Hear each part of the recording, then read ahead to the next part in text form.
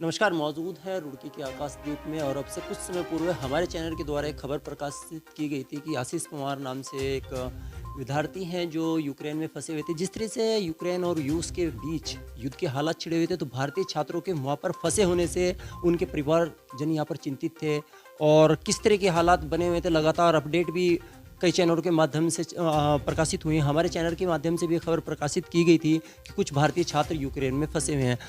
जो आशीष पवार जी हमारे साथ में मौजूद हैं, वो यूक्रेन से वापस लौटे हैं। क्या परिस्थितियां रही हैं और किस तरह से वो अपने घर वापस लौटे हैं, जानना चाहेंगे उनसे। सर, स्वागत है आपका हमारे चैनल। थैंक यू भैया। आशीष जी, जानना चाहूँगा कि यूक्रेन से वापसी हिंदुस्तान तक का सफ़र कैसा रहा आपका? सफ़र तो टफ था भैया, बहुत ज़्यादा। पता नहीं कैसे कैसे गिच पिच कर करके जैसे तैसे निकल आए बस। नॉर्मली जो स्टार्टिंग में हुआ, पहली जब बॉम्बिंग उन्होंने स्टार्ट की, सबसे पहले उन्होंने कीव का जो एयर बेस था जहाँ से इंटरनेशनल फ्लाइट्स थी, बोरोस्पिल एयरपोर्ट, सबसे पहले वहाँ के रेडार पे हुआ। तो वो रेडार उड़ने के बाद फिर हमें शायद मॉर्निंग में 5 या 6 के टाइम पे ब्लास्ट की आवाज़ आई। आवाज़ आने के बाद स्टार्टिंग में सोचा, क्योंकि ऐसा कुछ था नहीं वहाँ पे कीव में, उस टाइम तक कोई ऐसा कंडीशन नहीं थी कि इतना कुछ बॉम्बिंग हो रही है, फायरिंग वगैरह कुछ नहीं था। तो हमको लगा शायद ऐसी कुछ, शायद पावर प्लांट में कुछ हुआ हो या कुछ हुआ हो। फिर उसके कम से कम आधे घंटे बाद हमें न्यूज़ मिली कि यहाँ पे जो रशिया ने इनका जो बोरोस्पिल एयरपोर्ट था, उसके रेडियो वहाँ पे जो उसके रेडियो सिग्नल्स वगैरह थे और रेडियोस वगैरह थे, सब उड़ा दिए। उसके बाद फिर थोड़ी अफरा तफरी मच गई, सब भागे नीचे। जेट्स की आवाज़ आ रही थी उस टाइम पे, हमें उस टाइम पे सुनाई दी कि एयरप्लेन्स वगैरह, जेट्स वगैरह की आवाज़ आई हमें 2-3 बारी। फिर सब लोग नीचे गए, जनरल स्टोर्स वगैरह पे गए, अपना अपना सामान उठाया 10-15 दिन का, सब मोस्टली सभी बच्चों ने, और वापस हॉस्टल आके रहे। फिर उसके 2-3 दिन बाद हमने सोचा 1 दिन में ठीक हुआ, 2 दिन में ठीक हुआ, पर जैसे दिन जा रहे थे ऐसी ऐसी उस कंडीशन और ज़्यादा वर्स हो रही थी। एंड तक इतना आ गया था कि हम लोगों को बंकर में रहना पड़ रहा था पूरा दिन पूरी रात। तब तक बात बता रहा हूँ 27 तक। फिर 28 को फिर हम लोग बच्चे थे, हम लोगों ने सोचा कि अगर ऐसे रहेंगे तो फंस ही जाएंगे, क्योंकि रोड ब्लॉक हो गई थी, फ्लाइट्स बंद हो गई थी, एयर स्पेस क्योंकि बंद कर दिया था उन लोगों ने। एंड में सिर्फ एक रेलवे बचा था, शायद अगर हम लोग 2-3 दिन और रुकते तो रेलवेज भी नहीं मिलता। तो फिर हमने अपना ग्रुप बनाया 60-60 बच्चों का। हमारे हॉस्टल में उस टाइम 650 बच्चे थे। फिर हमने 60-60 बच्चों के अलग अलग ग्रुप बनाए और एक एक ग्रुप करके एक स्टार्टिंग से निकलना स्टार्ट किया। चारों तरफ आर्मी वगैरह, तब हमारे तुम सिविलियंस की डेड बॉडी देखी हमने रास्ते में, कवर डेड बॉडी थी, ट्रक्स वगैरह थे जिन पर फायरिंग हो रखी थी, पूरे ब्लास्टेड ट्रक्स थे।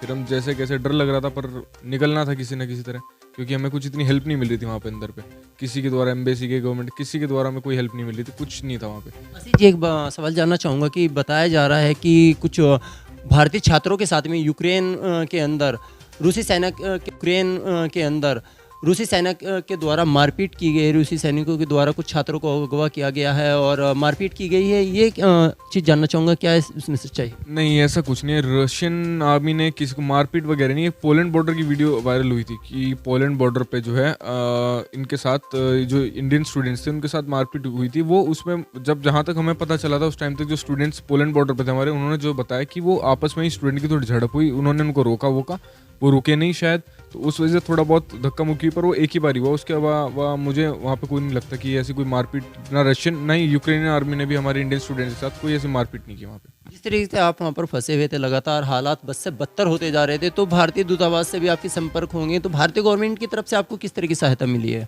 इंडियन गवर्नमेंट के हिसाब से शायद वहाँ पे वो भी मजबूर थी अंदर बॉर्डर तक जाने में, तब तक बॉर्डर तक पहुँचे, कोई गवर्नमेंट वगैरह से कुछ हेल्प नहीं। बॉर्डर के पास इन्होंने सारी फैसिलिटी, बॉर्डर क्रॉस करने के बाद हमें सारी फैसिलिटी मिली है, पर बॉर्डर से पहले शायद गवर्नमेंट का भी इतना पार नहीं था, क्योंकि अगर यूक्रेन गवर्नमेंट से वो बात करती तो इतना कुछ हो नहीं पाता, क्योंकि वो पहली वॉर में थी, वो हमारी क्या हेल्प करती, वो अपने लोगों की हेल्प पहले कर रही थी। तो इसलिए अंदर तो शायद इनके लिए भी मुश्किल था, पर हमें अंदर मोस्ट प्रोबेबली कोई हेल्प नहीं मिली हमें अंदर। अभी कितने स्टूडेंट और होंगे वहाँ पर? अभी मोस्टली ज़्यादातर स्टूडेंट्स आ गए, मेरे हिसाब से 150-200 बच्चे बचे होंगे, वो भी 1-2 दिन में। अभी आज सुबह में न्यूज़ भी पढ़ रहा था मैंने, एक खारकीव में जो थे ईस्टर्न, वहाँ पे फंसे हुए थे, और आज लगभग आज में मोस्टली 99% स्टूडेंट्स वापस आ गए। जिस तरीके से हालात बद से बदतर हुए हैं और यूक्रेन की हालात आपने खुद अपनी आंखों से देखे होंगे, तो क्या कहेंगे सर, किस तरह का मंजर है वहाँ पर? मंजर बहुत ख़राब है, देखने के बाद लगता है कि भाई भागो किसी तरह बस जान बचा के। मोस्टली मतलब बहुत ज़्यादा जो वहाँ पे लोकल पब्लिक है उनके लिए तो बहुत मतलब तरस आता है देख के। तो वो मार रहे थे, लोग रो रहे हैं हमें देख के, बाय कर रहे हैं, बहुत ज़्यादा मतलब देख के तरस आता है उनको बेचारों को।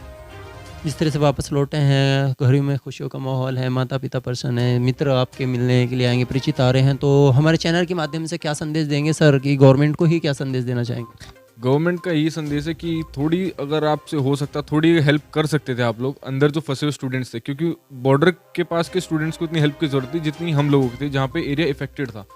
तो नॉर्मली अगर आप लोग हमारी थोड़ी हेल्प कर देते वहाँ पे, हम आ गए हैं वैसे ज़्यादातर बच्चे वहाँ से निकल आए हैं, पर गवर्नमेंट की सब बच्चों को मोस्टली सभी बच्चों ने यही कहा कि गवर्नमेंट को हमारी थोड़ी हेल्प अंदर के टाइम पे जहाँ पे इफेक्टेड एरिया था वहाँ पे करनी चाहिए थी जो कि चल धन्यवाद। ये हमारे साथ में थे आशीष पवार, और जिस तरह की परिस्थितियाँ वहाँ पर बनी हुई हैं, दिन ब दिन हालात बद से बदतर होते जा रहे हैं, और आगे की क्या अपडेट रहेंगी वो भी चैनल के माध्यम से प्रकाशित होती ही रहेंगी। साथी कैमरामैन के साथ मैं मोहम्मद आलम, यूनिवर्सिटी।